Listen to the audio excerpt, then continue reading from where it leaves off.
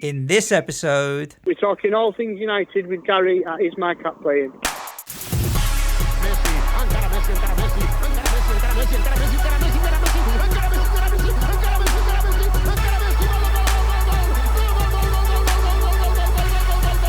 The Fantasy Football Show. Hello listeners, welcome to episode 12 of the Planet FPL 30 in 30. My name's Serge. My name is James. That's the third time I've said that today. Yeah, we are. For people that have been listening regularly, you know we're pre-recording. There's no way we could do a pod a day, but we are pre-recording. And this is episode 12. Today we have none other than the one and only Is My Cat Playing. Am I right? No. Generally, we have the one and only Is My Cat Playing, a massive part of the Twitter community on FPL, and also one of our regular contributors on all things to do with Manchester United. Gary, thanks for joining us. Thanks for having me. And hopefully we'll get some good northern accents on the show. Rather than your... My accents are the best. If I hadn't made it in FPL or content creation, I'd have been accents, but Manchester United, is that any good? Yeah. Can I be honest? United? I don't think you've made it in FPL. As good as my southern accent, probably. Yeah, there we go. I drink ales, not lager. I don't know if that's a redeeming feature. You're halfway there, then. Yeah, there we go. Gary, we've obviously got you on to talk about United, but first, before we do, tell us about your FPL season, mate. How was it? About as good as United, by the way you reacted to that. So 360,000. So not great, not a disaster really. I've seen a lot better players than me have worse seasons this season. So a bit of a funny one. I was 80,000 just before Christmas, not used any chips, and I thought could be on for a good one. And then there was a 4-week spell over Christmas and New Year. I didn't have Pogba, didn't have Salah. I think I went from 80,000 to 750,000 in 4 weeks. And, fucking hell. Oh, wow. That's... I know. And then sort of slowly gained it back up, obviously, in that second half and used all the chips and that. But, 360,000. I've had worse seasons. I've had better seasons. So, was the second half of your season quite a steady rise, or did you yo-yo a little bit as well? Because I hit 300,000 pre-Christmas, then dropped to 1 million, then went back up to 300,000, then dropped back to 1 million. Then went up to sort of 400,000 and then finished 700,000. So I really yo-yoed. Yeah. No, I think I had a steady rise back all the way up until about when all the chips come in. And then I dropped. I think I got as high as sort of 180 again. And then used the chips pretty much in space of 4 weeks towards the end of the season and didn't really nail any of them. So I think that's when I dropped back a bit. I think I got 90 in the 90s for every week that we had the doubles, so didn't really nail them, and that ended any hope of a proper recovery. You're looking at your season, Gary. Jesus, there's some highs and lows in there, mate. Yeah. Well, I got, my highest score was 105, was it? 104? Can't remember now. And that 104, was in a normal... game week 11 for a game week rank of 3,000. Wow. Yeah, that was the Sterling. I had Sterling and Aguero. That was a beat Southampton 6-1, I think. Captain Sterling the 6-1 against Southampton. Sterling over than when obviously most people going Aguero. So Captain Sterling then. I think, did Morata get 2 that day? Yeah, against Palace on the Sunday. And you also had Richarlison tore it up on the Saturday against Brighton. Yeah. So that was me. That was the highest one in a single game week. Like I say, my 3 doubles were all 90s, I think. All the double game weeks. And... well, yeah, I'm sure I had a 20. Did I have a 29, a 22? As in scores? 27, game week 31. Yeah, that was the first blank, wasn't it? That was the blank, yeah. But I think sort of week 10 to I don't know. Game 10, week 11, 9. Maybe? Game week 9, 26 points. Yeah, I think I captained Lacazette, which was a deserve all you get. I mean, not even just looking here, you was at 140k game week 33 before your chips. I feel like he's followed the chunky chips. Yeah, I don't want to talk about it never anymore. Nailed them. You weren't alone, mate. So many good FPL players had difficulties this year. I think that's been 2 years in a row where them dual game weeks have been a bit of a damp squib, but it makes you think, well, I'll just not use them. But I still think it's the right thing to do, using him in doubles. Some of these people who triple captain single game weeks, I just think, have the stomach for it. Yeah, it always looks like it works out for him. Yeah. You always see it. But you never see the people who just get a 2 points to do you, and that never gets. Well, no one's seen Leroy Sané other than Surges is still in your basement. There's still plenty of people. Even Paul, Sky player, he finished 48th in the world, and he triple captained Leroy Sané in that double game week. That week as well, wasn't he? Yeah. Well, I think there was it 70,000 people did it. Yeah. Well, I triple captained that week. I did Sterling, so I got away with it. Really, I owned Aguero though, so if I'd have done that. But how does it feel as a United fan having the team up the road filling up your FPL team and making up your points? I know it is always a bit of a do you pick players from your own team or rivals or what have you, but you can't survive in FPL without having any City players really, so your kind of hands are a bit tight there. I've never worried about that really. It's I don't really consider it. If next season when the game opens, I'll have 3 City. I'll probably have 3 Liverpool, depending on what they price all them defenders at. And as it stands, I'd be very surprised if I had a United player. I'm not concerned about that really. But he's gonna have 3 Burnley just to fill up this fucking quota of Northwest players. All Northwest clubs. Yeah, probably. Yeah, but I don't worry about that. I know some people who don't have Liverpool players or all that kind of thing. But if you're playing the game, then you got to play the game, haven't you? If you're a United fan and you're avoiding City and Liverpool players, you've got a big fucking problem. Yeah, you may as well not bother playing FPL, to be honest with you, with what they pulled out last season. And you can only see it happening again, to be honest with you. Yeah, well, that's it. I mean, unless Liverpool and City prove themselves that they're not as good as they were last season, that's when I worry about taking them out. But as it stands, I'm just going to be like, well, if I can afford it, 3 of each, I think. You're obviously amongst it, Gary, and obviously dislike both of them. I don't want to paint you too much on this, but do you see either of them regressing next season? No. I think maybe they'll both struggle to get in the high 90s in terms of points, but you'd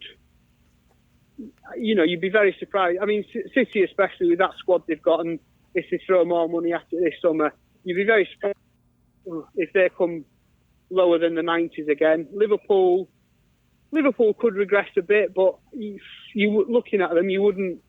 There's no one there. None of them players are getting any. They're not getting over the hill old, are they? No, they're all young. I mean, Mane, Salah in their mid-20s. Their defence is solid. Van Dijk is just a rock. Jordan Henderson's probably the elder state. Him and Milner are the elder statesmen, and they got rotated quite a bit this season anyway. If you had a midfield of Wijnaldum, Fabinho, and Keita, you'd still feel they were just as strong as if they had Henderson in there. And I think Liverpool as well, especially, have got obvious areas where they could, as good as they've been, they've got obvious areas where they can improve. I mean, if they get a midfielder who's got a bit more spark about him, because they're all quite pedestrian, them midfielders they've got. If they get a centre forward and let Firmino play a bit deeper, maybe. Yeah, I mean, the only thing with that midfield 3 is you're quite right what you're saying, Gary, in terms of none of them's going to get sort of 15 league goals, but it's what they bring that allows the fullbacks and the 3 front players to get so involved. Yep. No, of course, yeah. Well, whether they could, even if they just bought one who was a bit more Coutinho-esque. on the ball, maybe. Coutinho-esque is, yeah. Yeah. I know what you're saying, but you can't say that they've missed him, really. No, they haven't. No, but I'm just sort of thinking there's not an obvious area of weakness, and I could only see Liverpool and City improving, really. Well, that's the frightening thing, yeah.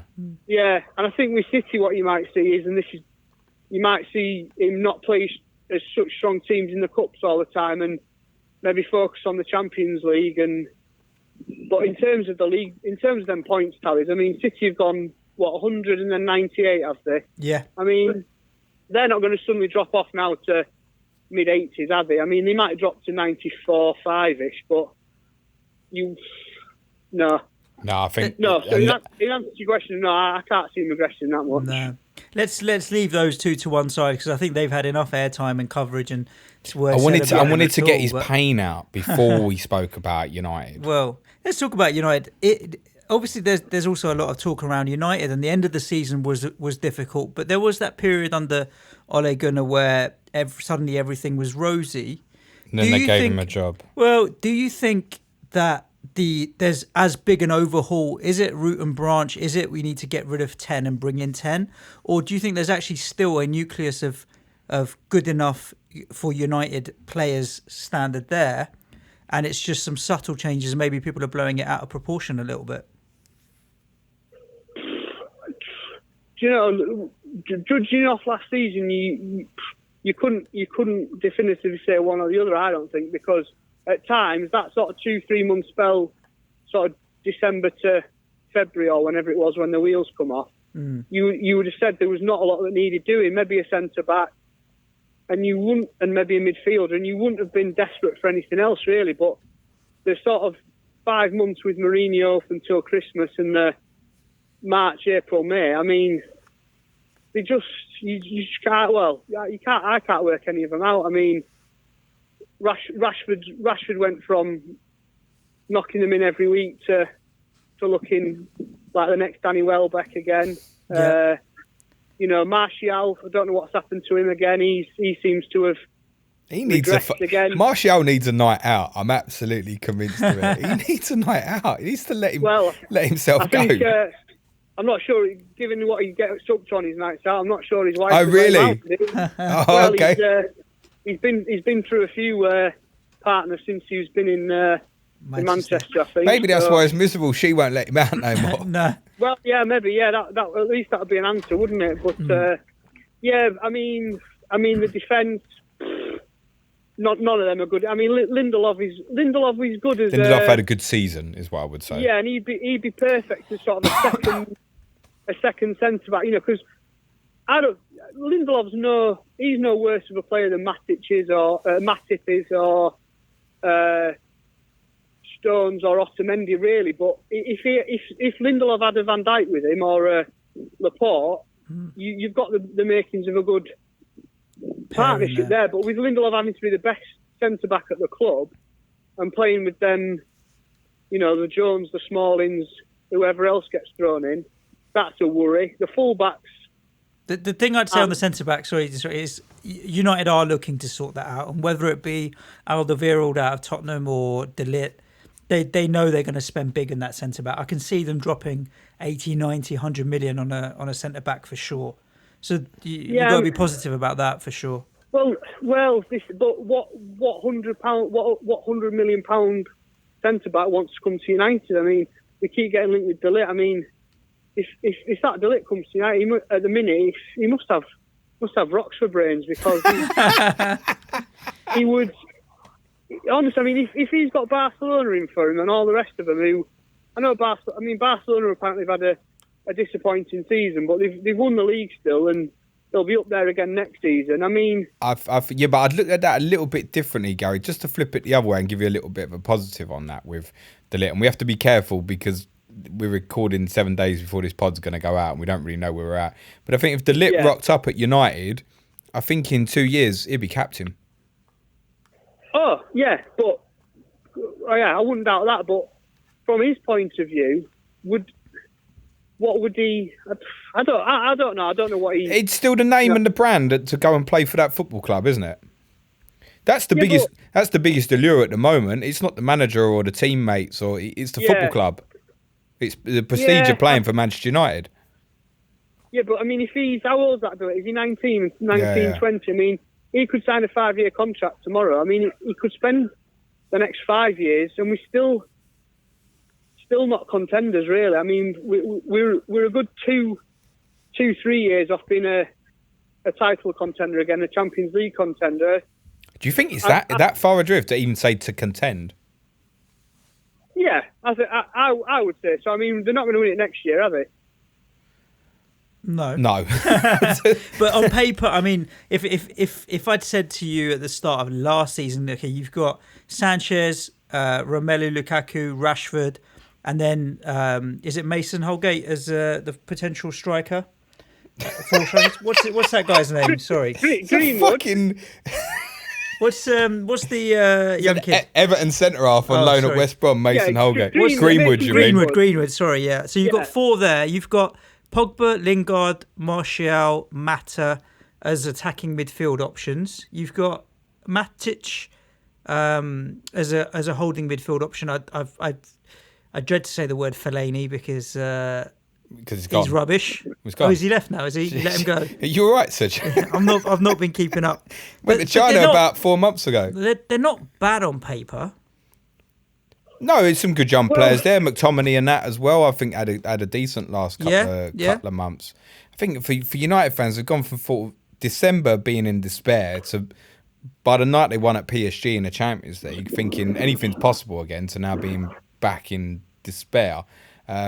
Which is back to my original question. I don't know whether it's like full scale surgery that they need, or just a few players and then just Ole Gunnar to sort out their heads. Do you think, more than anything else? Gary, why the problem? Obviously, since Ferguson's gone, right? We kind of know in hindsight he knew what he was doing and got out at the right time. I think. What's gone wrong since? Is it through the Glazers? Is it through Woodward? What's something behind the scenes is not right, is it? No, I think it starts with the Glazers and Woodward, doesn't it? And if you think back to the last 5 years of Ferguson's time there, sort of around the time we sold Ronaldo, the lack of investment had started then, but that was massively papered over by that group of players, the Ferdinands, the Evras, the Vidiches, Rooney, and Ferguson's ability. But they'd not invested in that team for a long time, and when he left, it just collapsed, didn't it? And from then on, I mean, they've just thrown more and more money at players who, like you say, this is it. On paper, they've got, Falcao, Di Maria, Schweinsteiger, all these players who on paper you think, yeah, that looks a good signing, and it's just never happened, has it? So whether they need to have a proper scouting networking, which by all accounts, when it was Ferguson, it was Ferguson and his brother and a couple of others by the sounds of it. And I think David Moyes came in and he overhauled the scouting system and modernised it, but obviously he lasted less than a season. A year. Mm. But yeah, I think ultimately it's the Glazers and Woodward. I mean, the Glazers just keep taking more and more money out of the club. People say, "Oh, well, they spent a lot," but they're spending the club's money. I think they've taken £1 billion out of that club just to pay interest on the debts. But you don't see when they bought it. You don't see much of this sort of green and gold protest anymore, do you? No, I think. Yeah, I mean, when was that? Sort of 2010-ish, was it? It's going to be kind of 10 years now, yeah. But whether, I suppose it was a bit of a fad maybe, but I think people realise that unless someone offers them £4 billion, like that kind of figure, they aren't going to sell that club. Because $4 billion. But when the green and gold protest was going on and when it started, you were still fucking winning everything. Yeah. I don't know if that's part why it stopped, or I don't know. And to look at it recently, in all honesty, that I wouldn't say they haven't spent the money. Look at some of the wages like Sanchez, Pogba, and stuff like that, and bad buys like Bailly and Lindelof cost 70, 80 odd million between them, like. No, but I mean, they've spent money, but it's the club's money, isn't it? So this sort of narrative that all the Glazers have spent money, well. They've never put a penny into that club. Mm. They put the club in hundreds of millions of pounds of debt to buy it. We've paid interest on it ever since. It's still in debt. I think it's £470 million in debt still, having spent £1 billion in interest on that debt. Mm. And then, like you just said, the signings, they've put the money there for them. But Ed Woodward has proven now since. Who's buying the players? Well, it's Woodward, isn't it? Do you think, looking back on Mourinho's time, do you think Mourinho was buying the players? I think maybe his first summer. Well, the year we bought Zlatan and Mkhitaryan that summer. Bailly, did he come that summer? And Pogba as well, wasn't it? The same summer. And Pogba, yeah. I think he would have had a say then.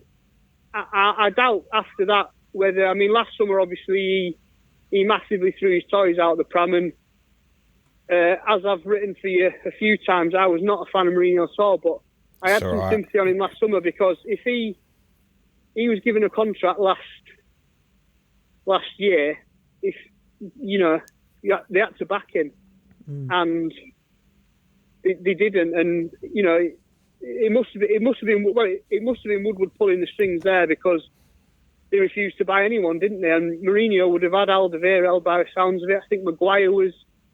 Yeah, I mean, I said last August, September, all you had to do was with Alderweireld was pay the money. You would have had him, not a problem. Yeah, and I think the same with Maguire. I mean, I think they were talking £75 million for him, and I think Woodward decided that was too much for Maguire. And, well, he ain't going to be no cheaper than that now. Yeah, well, yeah, and maybe he's right, but if at what point there's a difference between saying to the manager, "Oh, disagree with you, can't afford him," and then just outright refusing to buy him what he wants. And to start the last season with Lindelof, Jones, Smalling, Bailly, I mean, they cost some money between them, which is fair enough. But even last summer, you wouldn't have said they were any better than Van Dijk, Matip, Gomez. I wouldn't think any two of them together are better than Van Dijk on his own, mate. They paid in the end, 75 million? We were laughing about that it at the time, pocket weren't change. we? That's pocket change now, looking at the guy. It's ridiculous. Yeah. And I mean, if I can't remember, and maybe I'm wrong, but I don't remember ever seeing United linked with Van Dijk.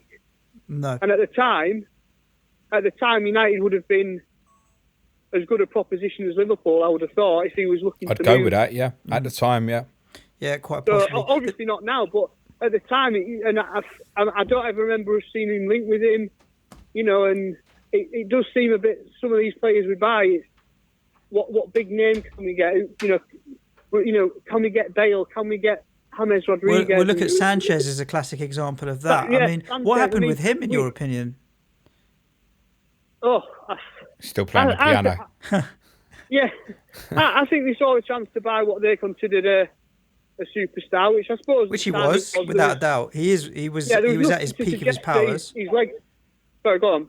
He was at the peak of his powers when you took him from Arsenal. Yeah, there's nothing to suggest that his legs had gone, which looks to me what's happened. But and I think the chance maybe to get one over on City, because obviously they would have had him if we hadn't bought him. Maybe that played into it. I don't know, but if you looked at it from we didn't need him. I mean, even if we needed other people more. I mean, even at the time we had Rashford, Martial, Mata. So unnecessary. Yeah. Ashley Young obviously could have played there as well. Yeah, so unnecessary. Yeah, and I think it's hard to. Obviously, you don't really find out what they're on, but one of them leaks that came out, I think he's on 391,000 a week. Wow. And a £75,000 a week win bonus. I mean, if that's true, that's astonishing, and that's why you see now De Gea wants that money, Rashford wants that money. It's from a commercial point of view, you never doubt though that United can generate the cash. I feel like Sanchez and Ozil did really well for themselves. Well, yeah. No, I mean, we can generate the money, and that's what Woodward's good at, and he's always been good at that, and that's why he was made whatever his role is now. I don't even know what it's called. He's executive, I don't know. He's not CEO anymore, Woodward, no? Pardon? Is Woodward not CEO anymore? I thought he was chief executive. Yeah, he's something like that, isn't he? But he's proven for six summers now, or this will be his sixth summer, will it? He's proven he doesn't know how to build a squad, and someone needs to. There needs to be someone who needs to get involved with that. But well, he wasn't from a football background, was he? So no, that was always the criticism when they appointed him, really. Yeah, and and he's had his chance as far as in terms of. I'm not saying he should leave the club, but he can't be the main guy in charge of putting that squad together, because look at it now. it's not good, is it? It's cost a lot of money still. And if you look someone get Gary a strong drink. Yeah, I'm gonna. We've been speaking with our Arsenal correspondent today, who's down in the doldrums. It's been our proper Saints depressing. correspondent who had a positive. fairly mediocre season. What's good at United? Come on, tell us what are you excited about, or happy about, or positive about at United? Because I need some cheering up myself now.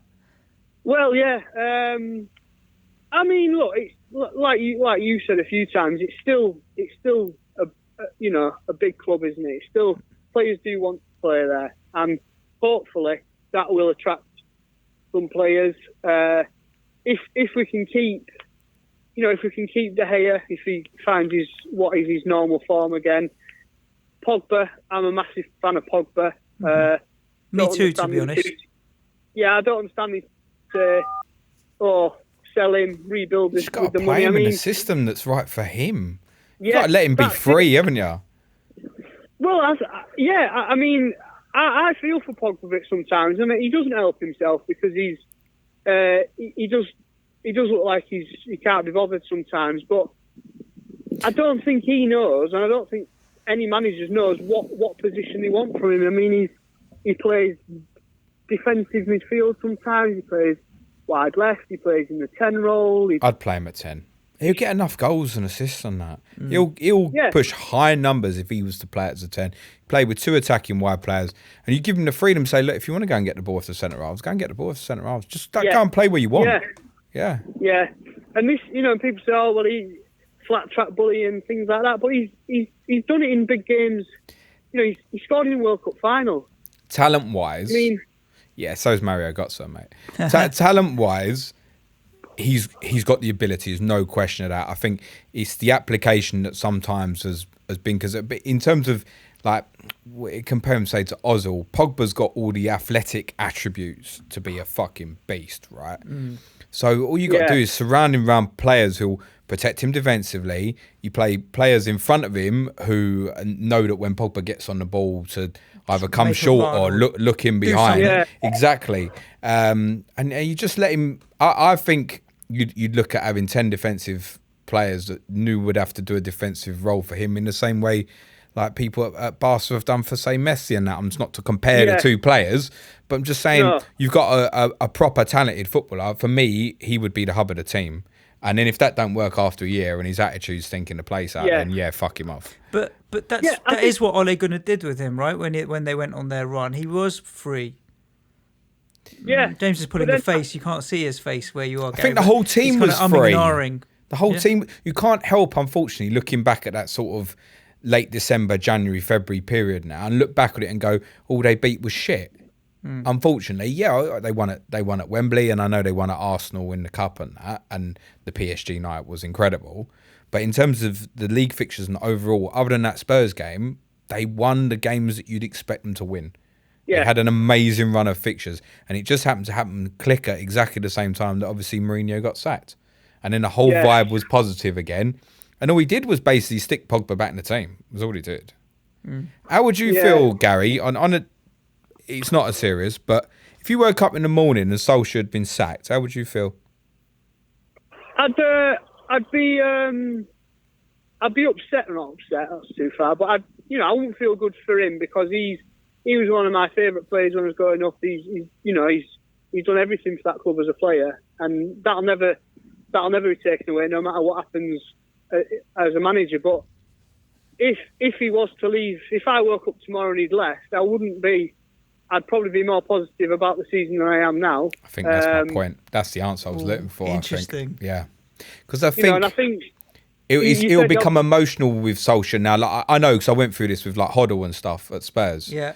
I think you can draw parallels with Wenger at Arsenal as well. Like, a little bit because he pulls on the strings. Yeah, they kept him a couple of seasons, maybe too long, but he had that time with the club and he'd brought them success. It's hard to let go when you have had that. Well, I think that's it. And I think the worry would be is that he, as long as Solskjaer keeps the fans on side, which will probably be a long time. Yeah, the fans won't turn on him. No, and will the board and will Woodward see that and think, well, we can't get rid of him now because the fans still like him. But I mean, obviously, when he was given the job, obviously in the middle of that run that we were on, which turned out to the end of the run pretty much when they hired him, but it was probably a funny one because they probably couldn't not give him it. But no, we've all said the same. When he got the job, really, everybody went, all right, deserves that. Everybody said the same. And it's not to say the way it's ended has been his fault. Just the feeling is now it's kind of come round to almost like a reality, if you will, that for United to go forward, you don't see him, excuse me, being at the wheel.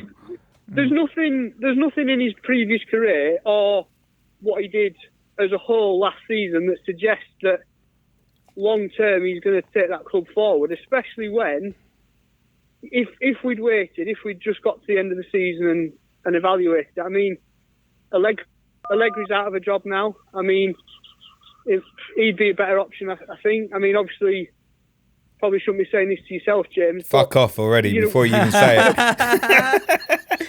I knew it was coming. Just cut him off. No. Cut him off, mate. No, I've got. And this is an if, but you know, if Pochettino is available or could become available, should that have been explored? If he's not available, then absolutely he would be a great manager for Man United. Yeah, no question. And he'd be an unbelievable manager, and he's got the skill set, and he's proven that he would fit that job. But if he's available, which he's not at the minute, but he's not. I don't know. I mean, his comments before and around the final. Obviously, we probably speak about this to Ricky Saunders, isn't it, the Spurs correspondent? But I don't know what you thought about them, James. But I thought we can talk about them. No problems. We don't only have to talk about United. Tell us. No, I'm just Pochettino's comments around that final were a bit non-committal, weren't they, to Spurs? He didn't sort of come out and say, "What's this fucking guy doing?" No, it's the thing is, if Poch was at United, I would feel like within 2 seasons they'll be challenging again. Yeah. He'll get the club right. I feel like he, in the way that Wenger controlled everything at the club, Ferguson controlled everything at the club. Poch is the kind of guy that has that level of control. It was always going to be so tough when Ferguson left for anybody. Yeah. Poison challenge. No way you could have gone in there and been successful. I mean, I don't think David Moyes did that badly. I mean, you could correct me if I'm wrong. I'm still a David Moyes fan. I think he did all right at West Ham as well, to be honest with you. Well, do you want him back at West Ham then instead of Pellegrini? He'd take him, yeah. He's weird, this Serge, honestly. I wouldn't have him over Pellegrini. I'd have him over Allardyce. I'd have him over Allardyce for sure, though. I'd have him over Bilic. Avram Grant. I'd have him over Avram Grant. You'd have Moyes back over Bilic?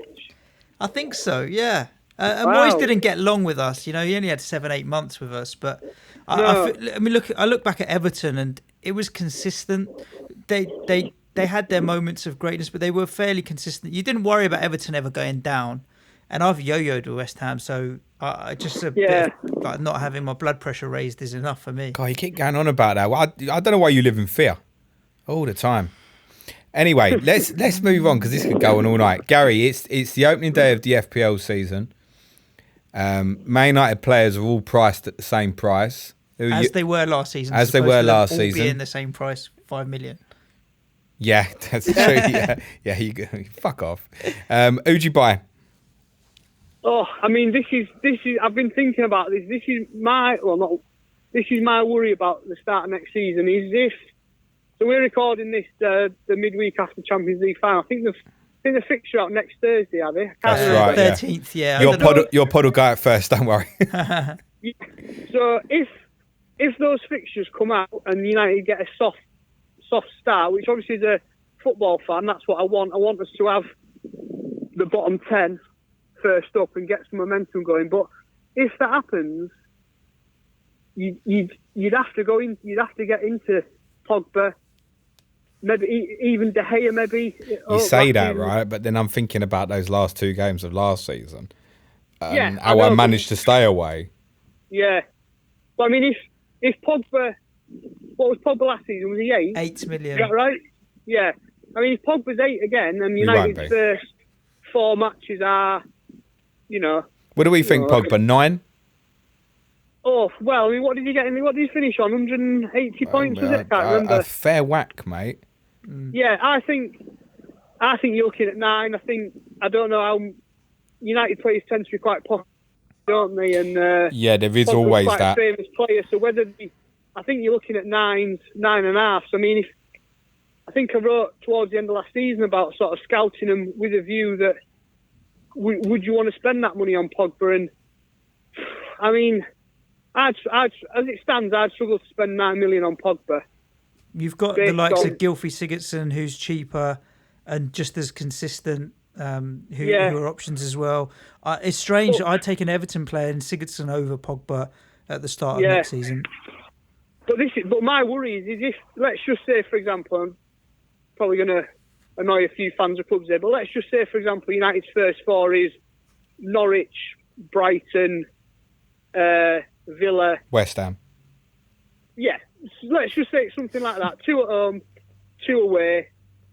Pogba's 9.5 million. I mean, you'd probably have to buy him because to go without him, you'd end up like what happened last Christmas when those of us who didn't buy him, I didn't buy him straight away. You bought him on that wild card, didn't you, James? And you obviously... Yeah, I had him the week after as well, straight in on him. The highlight of my FPL season was diving into Pogba, Rashford and Martial on the second wild card. Martial less so, but Pogba, Rashford for sure.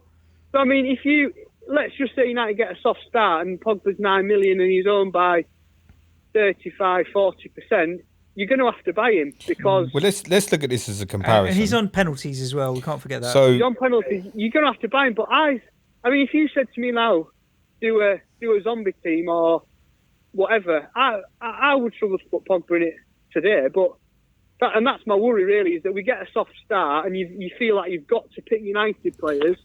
So Pogba on the pens, right? 23 attacking returns last year in the league, 13 goals, 10 assists. So that's no joke, right? Yeah. How many minutes did he play? Basically 3,000 exactly. Okay, it's not bad. You're looking at that, what's that, 32, 33 games basically. Yeah. Points per match at 5.1. So I looked at comparisons to players that might be sort of similar price. So Son finished at 8.6, 5.1 per match. Sane 9.3, 5 points per match. Eriksen is always around that area if he stays. I realise, I get that. 4.6 points per match only. Dele Alli, he's a bit cheaper. Well, Dele had obviously a really difficult season, didn't he? But those are the sort of players that might be in and around his price bracket next year, Pogba, and he doesn't come out worse. No. And he's always like, he can easily haul, if you look at the number of double returns he got last season and bonus points that he picks up. How many BPS does it you got the BPS stats handy, James? I can get it up, talk about something for a second. But the times that he picked up double returns as well as the main man was quite good. But then he also is prone to the old bit of hot-headedness and red cards and what have you as well. That's a challenge. Did he miss, how many penalties did he miss last season? He missed 3, was it? I can't remember.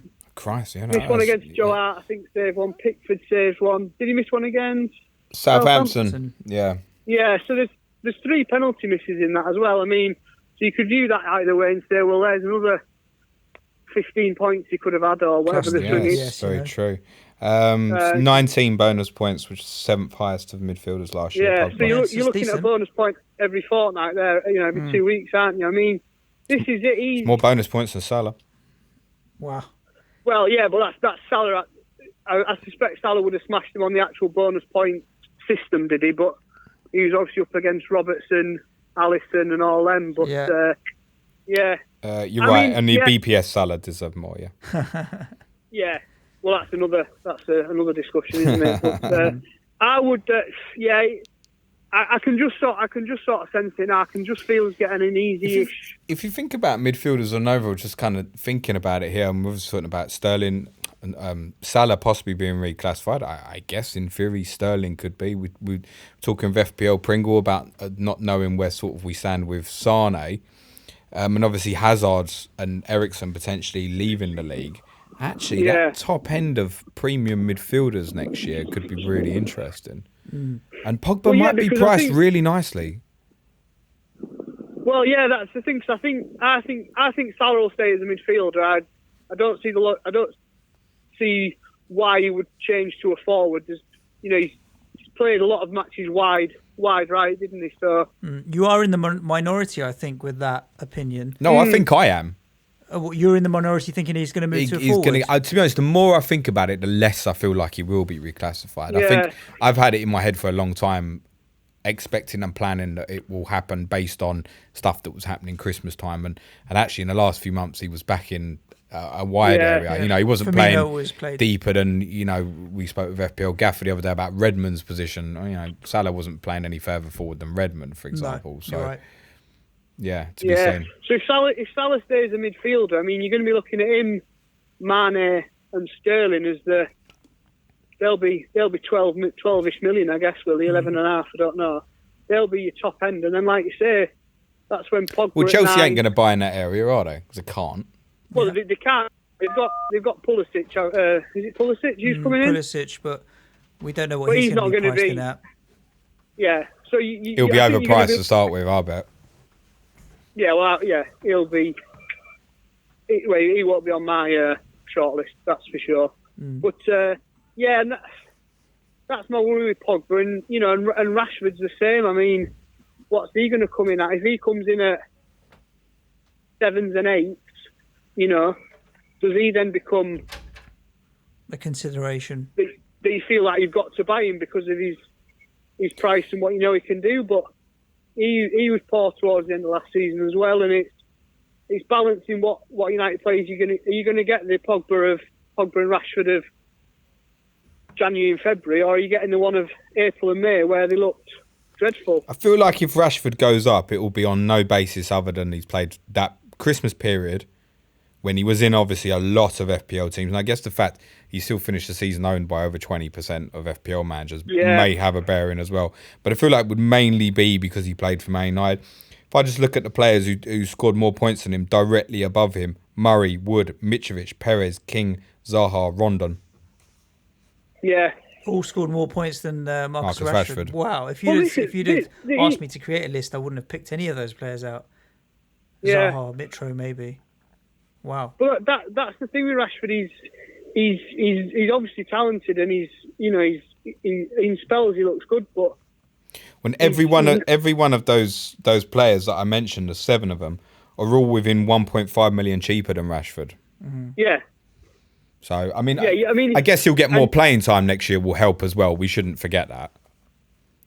well, presumably, yeah. I mean, they keep talking that Lukaku might leave. I mean, if he leaves and they don't buy anyone, then Rashford presumably comes Your first choice forward. with Sanchez, maybe. But yeah. But yeah, I'd worry about Rashford personally. He seems to have him and Martial don't seem to get the off the ball runs that other forwards make. And So we saying Whether that- as it stands now, are we saying we'd only be looking at Pogba opening day as it would be placed now, and we know you're going to spend. Maybe De Gea. Really? What price do you think De Gea next year, Gary? It's 5.5, well, I isn't mean, it? well, he was 5.5 last season, wasn't he? So Not start at 6. I think he started at 6 last season. Oh, I didn't think there was a £6 million keeper in the game last season. He might be That's a right, shame. mate. We're going to have a look. So I thought him and Edison and Alisson were all 5.5. But I mean, Yeah, it was 6 De yeah. Gea. Say again. It was 6 De Gea. Yeah. Well, he started at 6 and everyone else was 5.5. Well, yeah, I suppose. Yeah, He's got to go the other way of Alisson and Edison, hasn't he? Yeah, I mean they can't put De Gea in at 5 million. You know, despite what went on. No, I towards the end of last agree. season. Yeah, If they put De Gea in at 5 million, he's going to be. Everyone's going to own him because, for the sake of £500,000, you offer £4.5 million pounders. You're going to have De Gea, aren't you? So Yeah. he's going to be 5.5. But you would. You'd be a brave man to pick United defenders, wouldn't you, early on, I think? Yeah, but you feel like it's got to get better. And we spoke about alternatives in terms of the players sort of based around 5 million. People who might come in like John Stones, Joe Gomez, maybe might come in around about that price as alternative to the sort of Robertson, Laportes, etc. Yeah. And I guess United's defenders generally are going to be placed around there again. Like I can't see any reason why a Luke Shaw would have a price rise. Do you think Dalot might step up next year, possibly? Well, hopefully, I mean, they keep getting linked with, or half linked with Wan-Bissaka and Mounier. But I mean, if he doesn't start, you'd seriously question what's going on, because Ashley Young's not a long-term option. So I mean, if Dalot, if we get some sort of hints in pre-season that Dallot's the first choice, he might be an option. He'd probably be 5 million, would he? But I really feel like we need to speak to Gary again a week before this season starts to see who they bought and see if he feels any more positive. Well, you can just stick it all in writing, and we'll have a good read and share it with the entire community of our followers anyway, for sure. Yeah, well, because I mean, we get linked with so many players, it's hard to judge what's going on. I seen on Monday, which was 2 days after they just won the European Cup, that we were linked with Salah. I mean, I had seen that, yeah. I mean, who comes up with that? I mean, imagine if Liverpool sold Salah to Man United. I mean, I don't know who comes up with these stories. So I've just switched off from the transfer talk, really, and we'll see what happens. But when is it? Does the window shut before the season starts again? Yeah, that's it. The window will be closed before the Premier League season kicks off this year. Yeah, 2 days before. We're already 2 months away, then, aren't we? So yeah. We're going to have to get moving if they are buying anyone. Well, no, you're right. Exactly 2 months, because 10th of August is the first game. Something like that, yeah. Assuming they don't bring one forward to a Friday night. Yeah, there'll be a Friday night football. Well, we played Friday night last season. I think that meant the deadline was the Thursday, the transfer window. I think the deadline is set for the Thursday anyway, I'm pretty sure. Yeah. Right, so I mean, in 2 months' time we could have bought anyone. As it stands, I wouldn't be surprised if we start with Ashley Young at right back. And I have no idea. We've been saying to most of the people and talking about we talked about Wolves and West Ham's potential progression. Obviously, sort of Adam and his fiends on Arsenal being in and around that area of United, and we're all kind of saying United are going to spend the money. Yeah, we ain't got a fucking clue what's going to happen. No, we don't. No. Are they just going to spend whatever they make on, say, a Lukaku sale? And not spend net money. Do you know what I mean? Lukaku, if he goes, is still 70, 80 odd million because of his age. And yeah. So does that go back in the kitty when we think they've probably got about 200 to spend anyway? Do they then go and blow stupid amounts of money on a superstar? On a player? I don't know. I'm talking about a Liverpool player. I don't know. Someone like Coutinho would be an amazing fit, I think. Well... He's not impressed with that. Yeah, I don't think so either. I mean, it's just a slightly better Juan Mata, isn't he, really? Coutinho. I don't know if that's the solution. I don't know if we started next season with the team who finished last season and Philippe Coutinho, you wouldn't think we've addressed. No, I agree. I agree. It wouldn't. But I mean, no. I was just saying in terms of would they spend big money on a player like that? Because Coutinho would still be 100 million plus easy. I mean. That would be classic Ed Woodward, just to ignore the fullbacks and the defensive midfielder and the striker we need, and just buy Kieran Trippier's available. Do you know what? This time last season, or when was the World Cup on? July, I guess. You would have, Trippier looked perfect, but now you just think, don't know what's happening. I'm going to leave you on this thought, Gary. You can have Trips. Let me go and have Wan-Bissaka. Do that again. You can have Trips. Let me go and have Wan-Bissaka. Yeah, well, I think you do the best out of that deal. But you're not wrong, actually. In fairness, Gary, listen, brilliant having you on, mate. Much enjoyed, mate.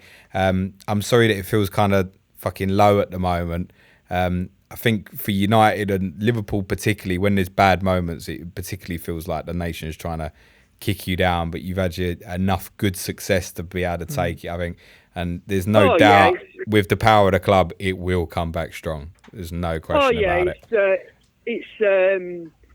It could be worse, couldn't it? It's not like United have had a bad season, but only in terms of United standards. It's not like being a Leyton Orient fan, is it? Or these other clubs that are going bust and whatever. It's not the end of the world, is it? Like you say, we'll probably spend some big money and see our season, but as long as Liverpool don't win the Champions League again, the City don't win the The league. again. I don't know why you want to bring any of that up again. Those are not options. If it's any consolation, Gary, you probably win the award for the best article on the website last season. The one that you wrote at the back end of the season. Magnificent. About the kind of fixture pile-up triple game. Am I right in saying, Gary, that's still your pinned tweet, isn't it? Which one was that? The 97 flashback. The triple, what would have been a triple game week. Yeah, that was... the most amount of preparation and effort. Where can the listeners find you, Gary? So it's at Is My Cat Playing on Twitter. If you've got any questions or anything really, just message me on that. I'm not actually that downbeat about United, so I might have cleared up by the time everyone messages. No. I play all the fantasy games as well. I play the Telegraph one and the Sky one, which you were speaking to Paul the other day. So hopefully if you get involved in that, that'll grow that as well. Yeah, and, there's quite a few saying they want to try this Sky game now. Yeah. Quite a few. I think the Sky game definitely worth a go. And I think it was £50,000 top prize last season. So if one of us wins that would be tidy. Yeah, we'll split that, mate. Yeah, 50-50. Yeah. No. If I win it, you ain't having none of it, mate. I'm telling you. Gary, I follow you on Twitter, and I've seen that you're into the Cricket World Cup going on as well at the moment. So maybe distract yourself with that because it's coming home. With England, they're going to win it this year. Hopefully, they were good against South Africa. They weren't so good against Pakistan on Monday. A bit complacent, but to still get it to 20 odd runs at the end. Yeah. If they wanted to, they should have won that. So it's coming home, mate. I think if they'd batted first, which they should have done, without doubt, they would have had it. But so hopefully that I'm playing the Telegraph fantasy cricket game as well. Nice. So if there are any cricketers. I'll happy to talk about that and try and forget about football until July, really. Nice. And awesome. Thanks for having me on. And thanks so much for all of your hard work throughout the season, as well as on the show tonight. And we're looking forward to kind of hearing more from you as the season goes on. And we'll keep our fingers crossed that. Do another piece at the start of next season, a bit more upbeat than I was at the start of last season. Fantastic. We'll go from there. I don't doubt it, mate. Brilliant. Thank you so much. James, anything else to add? No, thank you, Gary. Thank you, Serge. We're now 12 podcasts in. Tomorrow's unlucky number 13. I can't remember who's on it. No, you can't, but people will be tuning in. I don't want to say in case I'm wrong. I'm going to say it now. I think he's at Foxy FPL, our Leicester correspondent. I am having so much fun recording these podcasts. Class. Absolutely. Been awesome chatting to people about football for half an hour to an hour each and every time. I don't know why we didn't do it sooner. I think we'll be doing it again. Cool. Other than that, all it leaves me to say is ciao for now. Cue music, man, Charles. Ciao for now. Stole your line again, didn't I? I'll cut it out. The